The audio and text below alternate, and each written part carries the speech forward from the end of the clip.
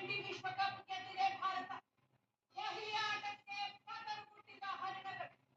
Team India ಬೌಲರ್ಗಳಿಗೆ ದಕ್ಷಿಣ Africa ಬೆದರಿದೆ, ಮತ್ತೊಮ್ಮೆ chokers ಅನ್ನೋದನ್ನ ಸಾಬೀತು ಮಾಡಿದ್ದಾರೆ ದಕ್ಷಿಣ ಆಫ್ರಿಕಾದ ಪ್ಲೇಯರ್ಸ್.